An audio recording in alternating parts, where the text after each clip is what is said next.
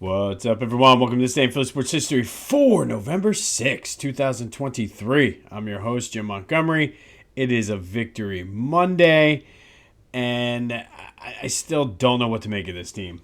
I mean, they won. They're 8-1. Had to stress it out there a little bit at the end, but good win over a division rival. And I still do not feel like they are playing their best football. They're still sloppy in some aspects. I think defense is somewhat concerning, but again, they step up when they need to with the opportunistic sacks and things like that. I do feel like this game, much like the Washington game, if like the Eagles score on those two inside the 5-yard line, even if they get a field goal and a touchdown, that game's completely different last week. I feel like this week, if you take away that last drive where we didn't have the timeout to kind of call timeout to slow down the momentum, I think we're feeling differently about this game. But and I think that's sort of been the MO in a lot of the games this year where they've had those lapses. But I mean, they just keep winning. And the bye week, I don't think it couldn't have come at a better time. I really feel as though with Jalen Hurts' knee, it's just a matter of pain management. I mean, he took a helmet right off the knee, and you could tell he was in pain, and I can only imagine what that felt like. But, I mean, 8-1 heading into the bye, I'll gladly take it. We went 2-0 on our bets yesterday. The Eagles did cover the 3, and it went over the 47, so now we're 8-4 on the year with our bets. I will say the officiating was bad on both ends, and I usually don't do this, but I'm going to do a little calling out cross podcast-wise for Randy from the Clashing Conferences podcast and say this had nothing to do with the refs, so I'm anxious to hear what he has to say. And the refs were bad on both sides. Like the first 5 plays of the game, Dallas was lined up at least 3 of them in the neutral zone. So the officiating was poor on both sides. It is what it is. The Eagles are a good team, though, and good teams find ways to win, especially when they're not playing their best. And again, there are some good things to take away. Jalen Hurts has been good the past 2 weeks, efficient-wise anyway. Didn't have a ton of yards yesterday, but he's been efficient. They did what they needed to do. The defense, like I said, stepped up. And everybody's concerned with the secondary, and there are different pieces and different plays where I think they could have gotten better. Linebackers could be better, but I think it comes down to, for the most part, we didn't start getting pressure on the quarterback until the second half. And once they started getting pressure, you saw what happened on that last drive. But we'll take it. I'll have more on this as the week goes. We have the bye week coming up. Once I have time to kind of sit down and break it down. Dallas Goedert fracturing his forearm is not good. Not sure how bad or the details of that. But I could tell right away as soon as he went down, the way he was holding it, that it was broken. Hopefully a fracture. He's a quick healer. I don't know. That's going to be a loss because that was definitely one of the places where we were kind of weak. And I even mentioned it on Back to the Future when we did our preseason predictions and breakdown of the team. Is backup tight end they're a little weak on, so I don't know if Howie has some moves up his sleeve, whether or not we're going to see more. We did have a Rashad Penny sighting yesterday, so I don't know if we're going to see more of Penny in the backfield and maybe using Swift as like a screen pass. I'm anxious to see what Brian Johnson does, but again, we'll take it. And I was wrong in the sense that I think we were going to see Dallas exposed. They're a decent team. I think, if anything, they exposed some things that we need to work on. Now the Eagles have 2 weeks to work on it before going to Kansas City. You know how Andy Reid is off of his bye, so we should be a good game. But now we have 2 weeks to kind of relax, heal up a little bit, work on some things, maybe I don't know, see who's out there free agent wise to help out at tight end. But 8-1 heading into bye, this is the best the Eagles could have hoped for. I mean, obviously 9-0, but now with the next, what is it? Kansas City, Buffalo, Seattle, and Dallas, and who was the other team? Maybe that's it. Yeah, it was a 5-game stretch. Now it's down to the 4. So, San Francisco. So there is 5 games. So we're heading into that where we wanted to be at the beginning of the season. I still don't think, like I said, they played their best game. I think once they finally are able to put it together, they'll be good. And I think the fact that they're not playing their best football right now, still winning is good. But now, if they're going to put it together, they're going to be coming together and playing good football right when you want them going into the playoffs. So, good win. I'll take it. We're 8-4 in our bets too. Hopefully, you cashed some tickets yesterday with me. Like I said, I actually did both of them individually. I parlayed them together and then teased them as well. So it was a pretty good day for me. But good win. I mentioned the Clashing Conferences podcast. Be sure to check out my boys over there. Leave a comment too. Give Randy the business because I can't wait to see what excuse he has for this week. Sixers in action tonight versus the Wizards, and then they have the Celtics on Thursday. I'm anxious to see that Boston game and really see where the Sixers kind of stack up and match up against the Celtics heading into the bulk of now the Eastern Conference schedule and see where they rank. You know who ranks well? PhillyGoat.com. Go to Philly Goat. They have a wide selection of everything you need, Philly sports apparel-wise. Sixers, Flyers, Phillies, Union, who actually have a playoff game this week. They can close out the New England Revolution this week. They're always coming out with new shirts. Keep an eye on that. I mean, it makes a great Christmas present. The Philly stuff, the Believe shirts that the team was wearing, I love that shirt. It's a great shirt. They have Fanatic shirts for your kids. Again, one-stop Christmas shopping for everyone. Go to phillygoat.com. Use the promo code Jim Montgomery for 10% off of your order. That's phillygoat.com. Promo code Jim Montgomery for 10% off of your order. All right, today we're going to stick with the Eagles-Cowboys theme. And we're going to go back to 1966. And on this day in 1966, the Eagles beat the Cowboys 24-23 at Franklin Field. In a game where the Eagles only had 80 yards of total offense, they fumbled the ball 3 times. However, if fantasy football was a thing back in the late 60s, which actually it might have been, I'm not sure when fantasy football was invented.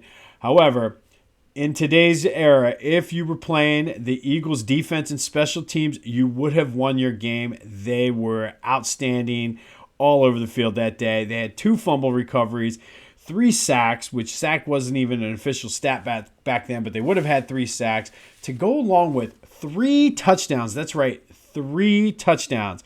Timmy Brown returned 2 kickoffs for a touchdown, and Aaron Martin scored 1 on a punt return. The Eagles led at 24-17 at halftime, and the defense shut them down in the second half, holding Dallas to 2 field goals. And honestly, the 1966 Eagles were not a bad team. They were second place in the NFL East, tied with the Cleveland Browns with a 9-5 record. However, they did finish behind Dallas. But something that the NFL did back then, which was pretty cool, it was called the Playoff Bowl, NFL Playoff Bowl, and it was essentially a third-place game that happened after the NFL championship. The Eagles did play in that game that year, losing to the Baltimore Colts 20-14. I don't think today you could get away with something like that because, the teams wouldn't want to play in it and the fans wouldn't care unless you did it beforehand and had some sort of monetary value in it. I'm sure they could play it in Vegas and sell it out and whatnot, but I thought that was pretty cool, the Playoff Bowl. But on this day in 1966, it was the Eagles beating the Cowboys 24-23. The defense and special teams having themselves a game. 2 kickoff returns, 1 punt return for a touchdown, 3 sacks, and 2 fumble recoveries, and then holding the Cowboys to 6 points in the second half. I don't know. What do you think? Should there be a third place game? Kind of like just, the NBA has the preseason or the in-season tournament now. could do a third place team tournament. I don't know. Again, I don't know if anybody's going to want to play in it, but I don't know. Let me know your thoughts on that. All right. I've been telling you about Carcan for a couple months now, or almost a month now, and it's a great holiday gift. They are running out to make sure you have the running out of inventory for the holidays, so be sure to go check them out as soon as you can. If your kids are like mine, they're sloppy, get them. They fit right on the back of your seat. It's a trash can. You can use it as storage. It also doubles or triples, I guess you could say, as a cooler. They have all kinds of other car organizational things as well. So go check out their site, carcan.com. Use the promo code Jim Montgomery 20 off for 20% off of your order. That's Jim Montgomery 20 off, all one word, for 20% off of your order. Again, it makes a great holiday gift, especially for the people in your office. If you order more than 5, shipping is free. If you order even more than that, they start knocking down the price. Right now, they're going for $9.99. You use that for 20 off, and you got a cheap holiday gift that everybody's going to like. But supplies are limited as we're approaching the holiday season, so be sure to get over to carcan.com today and use that promo code Jim Montgomery 20 off. Speaking of trash, sticking with our disappointing Philadelphia athletes of all time, today we're going to stick with the Eagles and go with Michael Haddix. Michael Haddix was a running back. He was the first-round pick, number 8 overall, out of Mississippi State in 1983. He did have 4.5 speed, which is why he was considered one of the better running back prospects in that draft and why he went so high. He is a Hall of Famer at Mississippi State, but did not really equate well into the NFL. Somehow, he did manage to play 8 years in the NFL, 6 years in Philly, 2 in Green Bay. But his time in Philly, he had 401 rushing attempts for 1,189 yards, 3 touchdowns. His career long was 21. He added 144 catches for 1,105 yards in his 6 years. The best game of his career happened to be his first ever game as a pro against the San Francisco 49ers, where he rushed 24 times for 76 yards and a touchdown. If you're noticing and you're a numbers guy and you're quick with your math, you might notice that that's a lot of attempts for not a lot of yards throughout his career. And if you guessed that, you would be right. He has the dubious distinction of holding the NFL record for most rushing attempts with the lowest yards per carry with at least 500 rushing attempts, and that is 3.0 yards per carry. Holds the NFL record. So Michael Haddix does have his name in the NFL record books, albeit for not something you want to have in there. And again, he was just a one in a long line of just Eagle running back misses during that mid to late 80s and early 90s, truthfully, until they got Herschel Walker, who was kind of at the end of his career anyway, leading into Ricky Watters. But, I mean, they were running out Michael Haddix, Anthony Toney, beat up Keith Byers, who ended up just being a Mr. Versatile, Heath Sherman. I mean, all these guys, nobody was a brand name running back until Herschel came. And honestly, I think Michael Haddix is the best of the bunch as far as being disappointed. Was a first round pick, 8th overall, but never really did much except for run straight into the line for 2-3 yards, and that was it. Would have probably been a great player in the old school days where it was 3 yards in a cloud of dust. Like, he would have been great at that, but holds the record for all time, or for fewest yards per carry, minimum 500 attempts. Not necessarily something you want to be remembered for, but that is Michael Haddix, today's disappointing Philadelphia sports athlete. And you want to be more disappointed? Here's a list of the people they could have drafted instead of Michael Haddix. In 83, the Eagles were kind of in a transition kind of period. They were coming off of the Dick Vermeil years where they were in the Super Bowl. It was pre-Buddy Ryan. So it's not like they didn't have a ton of holes they could have addressed.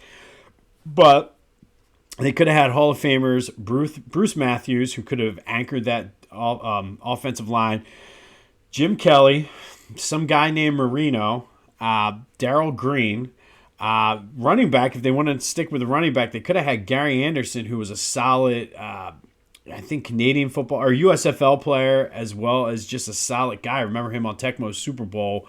I believe it was for the Rams he played for. But, I mean, he would have been a solid, better running back than Michael Haddix. Could have had Joey Browner, who was an all-pro and probably should be a Hall of Famer at some point.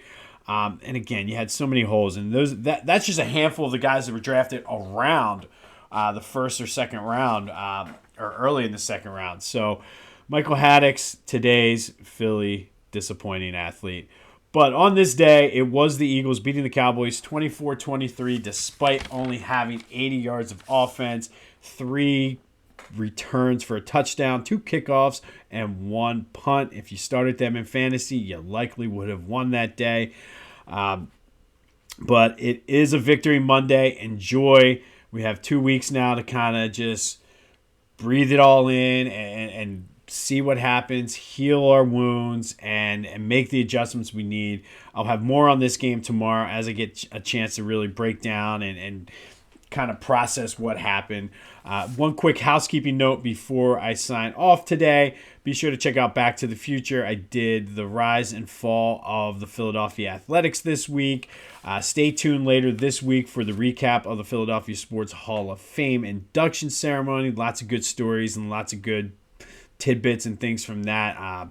Looking forward to sharing that all with you guys. So best way to stay in the loop is to like and subscribe. It's Back to the Future with a PH. But we won. We are 8-1. Yes, it's been ugly. It has not been pretty like it was last year. But at the end of the day, we're not getting style points. We're all about wins. So let's just keep jacking up those wins, and at this point, like I said, the bye, it's coming at a perfect time. Rest and get ready for the next 5 games, which is going to tell us a lot about this team. That next man up mentality. So I think we're in a good spot, Philadelphia. We're in a good spot. It's supposed to be a beautiful day today, so go out and enjoy your Monday. Seize the day. This has been This Day in Philly Sports History. I'm Jim Montgomery, and until next time, I'll see you when I see you.